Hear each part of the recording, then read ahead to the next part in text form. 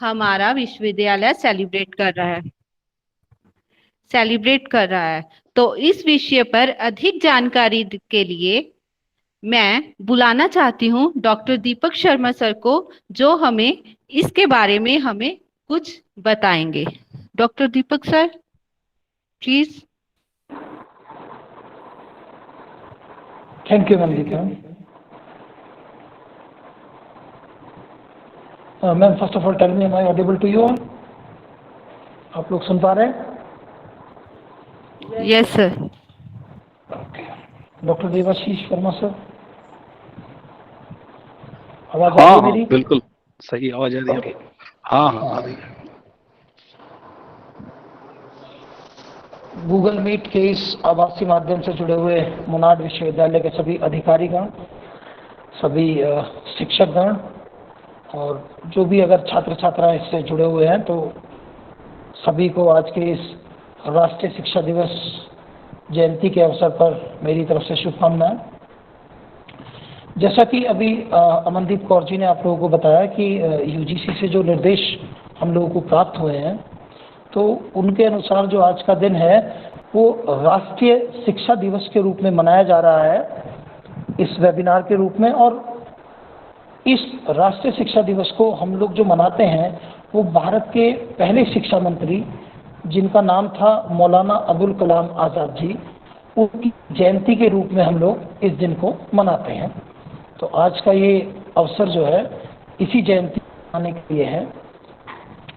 मौलाना अबुल कलाम आज़ाद या फिर अबुल कलाम गुलाम मोहिउद्दीन, उनका जन्म 11 नवंबर सन 1988 में हुआ था। वो भारत के एक बहुत ही प्रसिद्ध भारतीय मुस्लिम विद्वान थे। वो एक कवि के रूप में, एक लेखक के रूप में, एक पत्रकार के रूप में और एक भारतीय स्वतंत्रता सेनानी के रूप में आज भी हम लोगों द्वारा याद किए जाते हैं। भारत की आज़ादी के बाद वे एक महत्वपूर्ण राजनीतिक पद पर रहे। वे महात्मा गांधी के सिद्धांतों को पूर्ण रूप से मानते थे और उनका समर्थन करते थे। उन्होंने सदैव हिंदू मुस्लिम एकता के लिए कार्य किया तथा वे जो अलग मुस्लिम राष्ट्र पाकिस्तान बना, वो उस सिद्धांत का, वो उस मत का विरोध करने वाले एक मुस्लिम नेताओं में से एक थे। खिलाफत आंदोलन में जो उनकी भूमिका थी वो बहुत ही महत्वपूर्ण रही। सन 1923 में वो भारतीय राष्ट्रीय कांग्रेस के सबसे कम उम्र में बनने वाले प्रेसिडेंट रहे। उन्होंने सन 1940 और 1945 के बीच में कांग्रेस के प्रेसिडेंट के रूप में कार्य किया। हमारे देश के आज़ाद होने के बाद वो भारत के उत्तर प्रदेश राज्य के रामपुर जिले से सन 1952 में सांसद चुने गए। उसके बाद उनको भारत के पहले शिक्षा मंत्री के रूप में कार्य करने का अवसर दिया गया। मौलाना अबुल कलाम जी धारासन सत्याग्रह के परम इनकलाबी थे, यानी कि क्रांतिकारी थे। उन्होंने सन 1940 और 45 के बीच में भारतीय राष्ट्रीय कांग्रेस के अध्यक्ष पद पर रहते हुए जो एक आंदोलन हुआ था, भारत छोड़ो आंदोलन, उसमें मुख्य रूप से गांधी जी को सहयोग प्रदान किया था। कांग्रेस के अन्य प्रमुख नेताओं की तरह उन्हें भी 3 साल जेल में बिताने पड़े थे। भारत के स्वतंत्रता प्राप्ति के बाद उनको भारत के शिक्षा मंत्री के रूप में कार्य करने का अवसर मिला और विश्वविद्यालय अनुदान आयोग यानी कि यूजीसी की स्थापना उनके एक सबसे अविस्मरणीय कार्यों में से एक था। अब थोड़ा सा प्रकाश में उनके जीवन दर्शन की तरफ भी डालना चाहूँगा।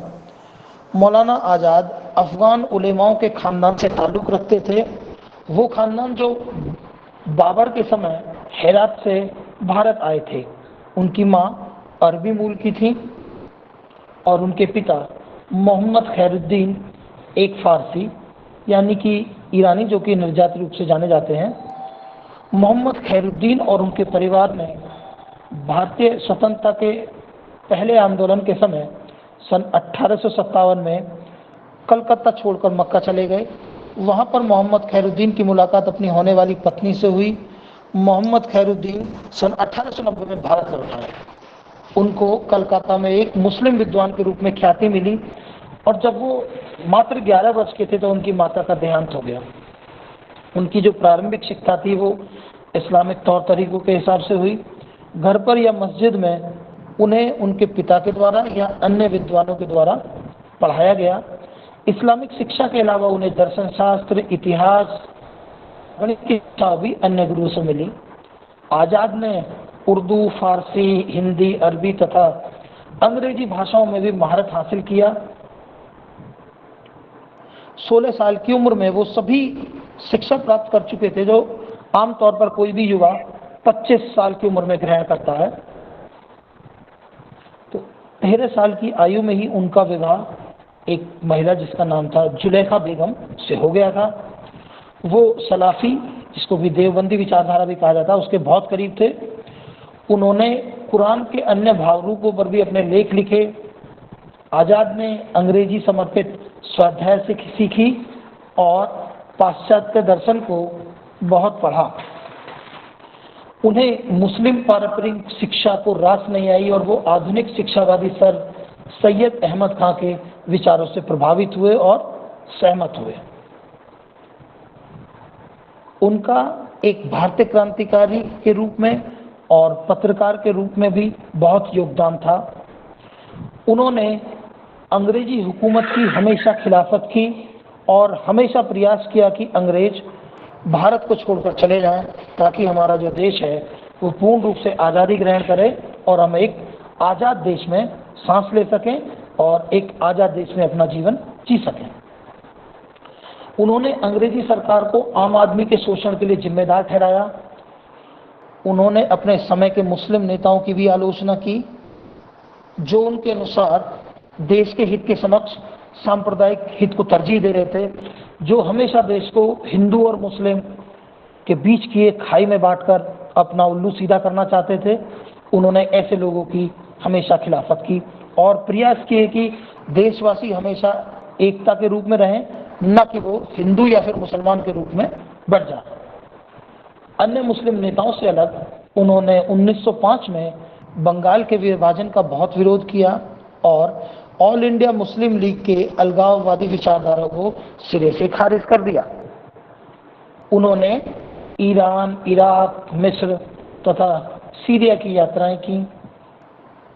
आज़ाद ने क्रांतिकारी गतिविधियों में भाग लेना आरंभ किया और उन्हें श्री अरबिंदो और श्याम सुंदर चक्रवर्ती जैसे क्रांतिकारियों का भरपूर समर्थन मिला।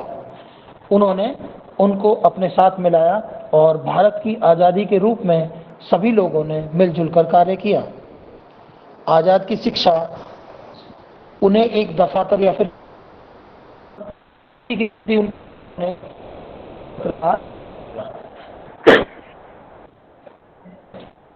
सन 1912 में उर्दू पत्रिका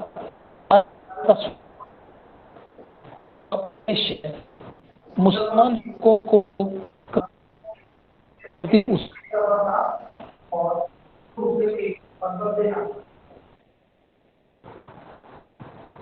उन्होंने कांग्रेसी नेताओं का विश्वास बंगाल, बिहार तथा बंबई की क्रांतिकारी गतिविधियों के गुप्त आयोजनों द्वारा जीता।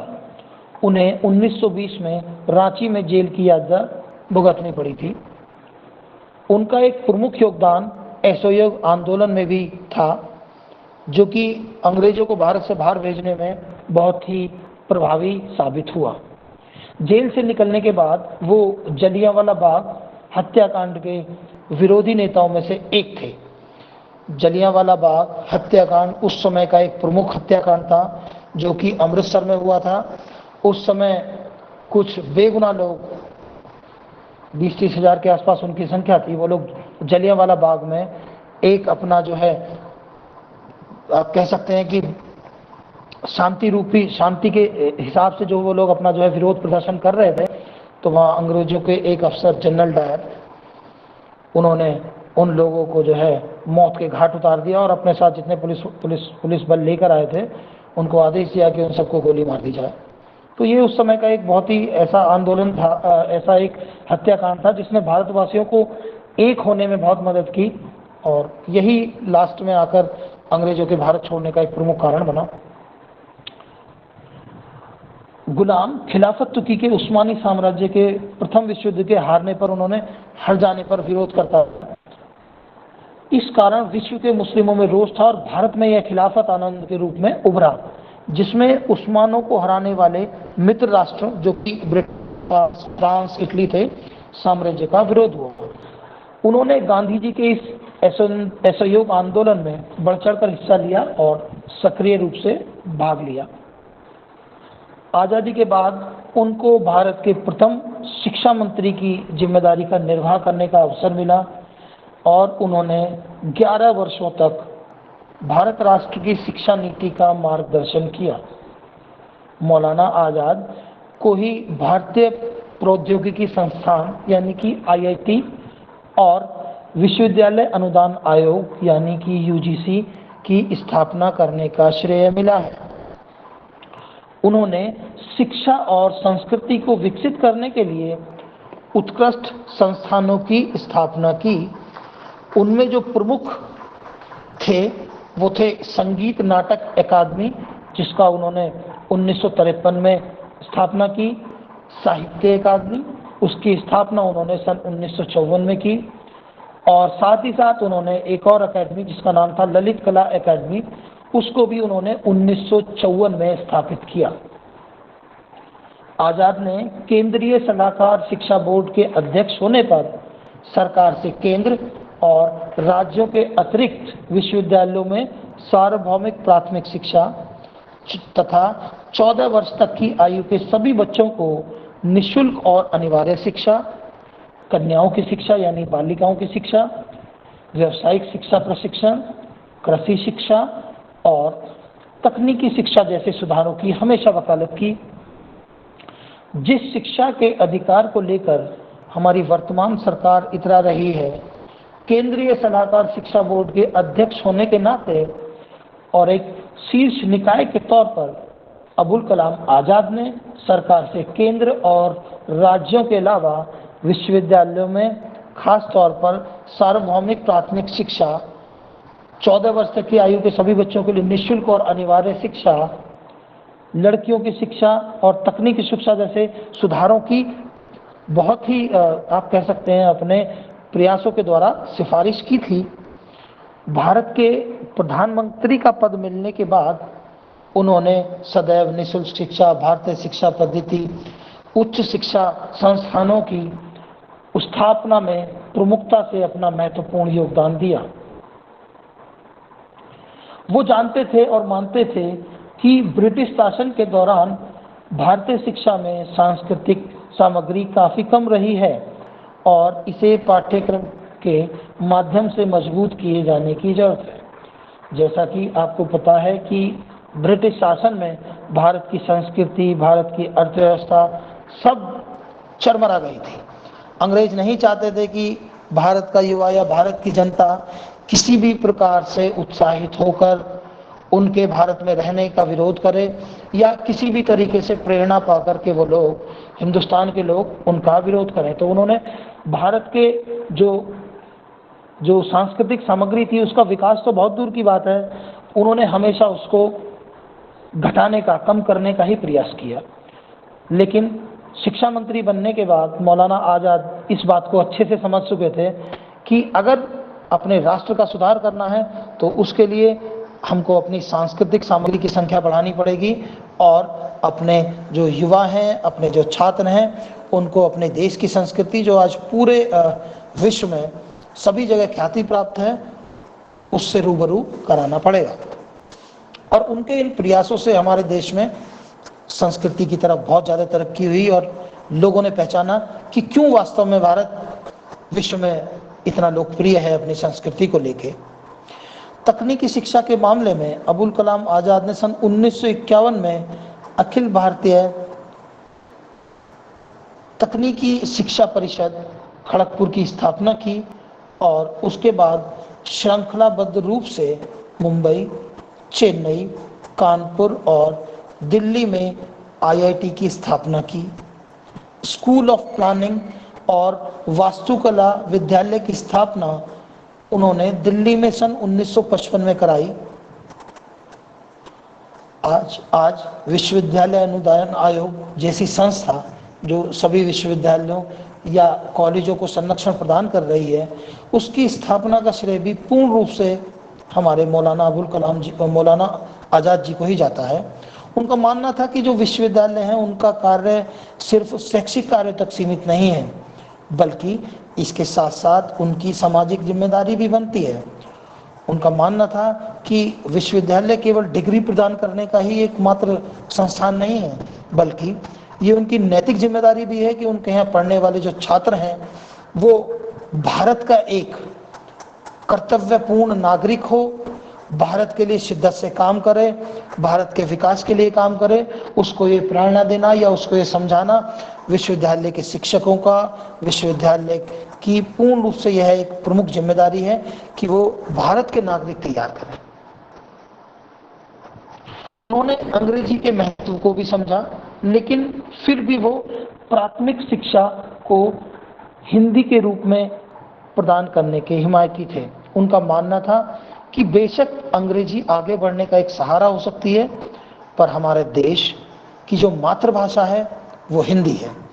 तो उन्होंने अपने जीवन काल में हिंदी के उत्थान के लिए भी बहुत कार्य किया। उन्होंने प्रौढ़ शिक्षा के क्षेत्र में भी प्रयास किए और इन प्रयासों में वो अग्रणी रहे। आज के इस समाज में, आज के इस समय में, जहां हमारे देश में रोज नए विश्वविद्यालय, रोज नए कॉलेज, रोज नए शिक्षण संस्थान कुकुरमुत्ते की तरह उगाए हैं, परंतु ये संस्थाएं वास्तव में प्राणहीन मूर्ति के समान हैं। यहाँ थोड़ा अक्षर ज्ञान जरूर मिल जाता है, लेकिन बाकी के नाम पर ये सभी संस्थाएं सिर्फ और सिर्फ डिग्रियां बांट रही हैं, प्रमाण पत्र बांट रही हैं। पैसा दीजिए, प्रमाण पत्र लीजिए। इस तरीके की व्यवस्था आज के समाज में उत्पन्न हो गई है, जो किसी भी मायने में सही नहीं कही जा सकती। आज इन स्कूल, कॉलेज, यूनिवर्सिटी से निकलने वाले छात्र के पास डिग्री तो है, पर काम करने के लिए उसके पास किसी भी तरीके की, आप कह सकते हैं, स्किल नहीं है या उसको ज्ञान नहीं है, क्योंकि उसने अपनी शिक्षा का उसका प्रमुख उद्देश्य सिर्फ डिग्री लेना या वो एक कागज का एक टुकड़ा जिसको प्रमाण पत्र कहा जाता है उसको ही अर्जित करना रहा है। लेकिन कलाम जी ने कहा कि, जैसा मैंने अभी आपको पहले बताया, उनका कहना था कि हम लोग कोई ऐसी फैक्ट्री नहीं है कि बच्चों को हम सिर्फ प्रमाण पत्र दें, बल्कि हमारा प्रयास ये है कि जो छात्र या छात्राएं हैं वो सही रूप से कार्य करें और एक अच्छे नागरिक के रूप में अपने देश को सेवा प्रदान करें। अबुल कलाम जी का, जैसे कि मैंने आपको बताया, शिक्षा के क्षेत्र में उनका सबसे प्रमुख योगदान रहा। पत्रकार के रूप में, कवि के रूप में, उन्होंने क्रांतिकारी के रूप में अनेक रूपों में भारत देश की सेवा की। उनकी इसी सेवा को मानकर भारतीय सरकार ने सन 1992 में उनके मरणोपरांत उनको भारत रत्न से सम्मानित किया। और यह वास्तव में एक ऐसे इंसान को सम्मानित करना बहुत ही जरूरी था जिसने हमारे देश के विकास में, हमारी देश की शिक्षा के विकास में प्रमुखता से कार्य किया। तो आज के इस राष्ट्रीय शिक्षा दिवस, या फिर आप कह सकते हैं कि गुलाम आज़ाद जी की जन्म तिथि के उपलक्ष्य में मेरा इतना ही आप लोगों से कहना था। और एक बार फिर मैं धन्यवाद देना चाहूँगा आप सभी को कि आप सभी ने अपना कीमती समय निकालकर इस वेबिनार के लिए दिया। धन्यवाद। Over to you madam.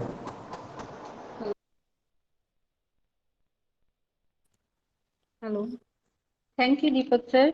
आपने हमें बहुत कुछ बताया मौलाना जी के बारे में कि कैसे वो शिक्षा मंत्री, कवि, राइटर और भारतीय स्वतंत्र सेनानी भी थे। आज के इस सफल प्रोग्राम के अंत में मैं थैंक्स करना चाहती हूँ respected VC sir, registrar sir और जिन्होंने अपना कीमती समय हमें दिया। मैं थैंक्स करना चाहती हूँ डॉक्टर दीपक शर्मा का, जिन्होंने हमें मौलाना अबुल कलाम के बारे में बहुत कुछ बताया। अंत में मैं सभी का, जो लोग हमसे जुड़े हैं उनका और देवर्षि सर का भी थैंक्स करना चाहती हूँ, जिन्होंने मुझे एंकरिंग करने का मौका दिया। Thank you, thanks to all.